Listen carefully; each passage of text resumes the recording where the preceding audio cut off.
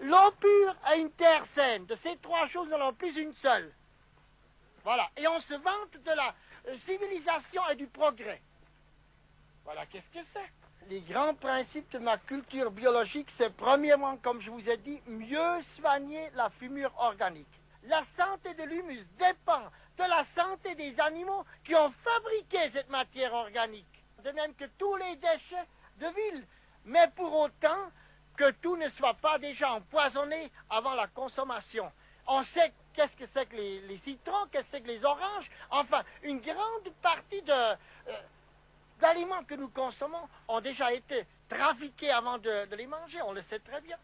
Il faut avoir peur de mettre une plure de citron dans le manger des porcs, parce qu'ils pourraient canner. On sait très bien que tout a été vacciné, tout a été traité.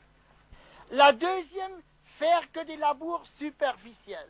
Nous ne bêchons pas, et au printemps, nous passons simplement le motoculteur à 4-5 cm au plus de profondeur. Pourquoi? Pourquoi, mes amis? Si je fais une coupe transversale dans la forêt, eh bien, nous avons d'abord la couche de couverture, les feuilles, les aiguilles, tout ce qui tombe des arbres. Dessous, nous avons la couche de décomposition ou de fermentation. Et la troisième couche, c'est l'humus, la meilleure partie de la terre végétale. Maintenant, pourquoi pas bêcher profond? C'est que chaque couche a des milliards de bactéries ou d'ouvriers, des spécialistes qui travaillent cette couche, qui ne se supportent pas d'une couche à l'autre.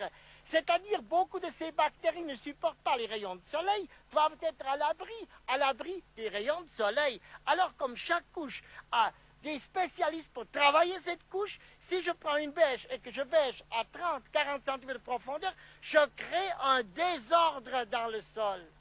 La troisième, c'est éviter la nudité du sol. Et la quatrième, c'est redonner à votre terre les éléments de trace.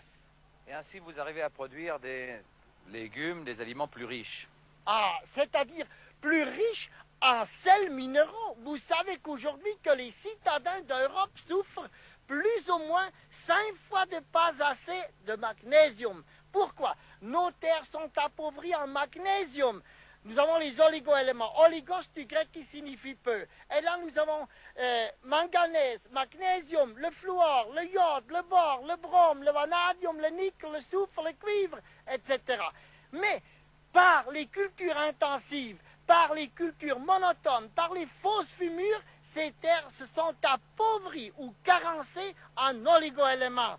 Et voilà pourquoi, même que vous prétendez nous mangeons beaucoup de fruits, beaucoup de légumes, ils manqueront dans ces légumes ce qu'on appelle les éléments de trace qui sont l'essentiel pour la santé du corps humain.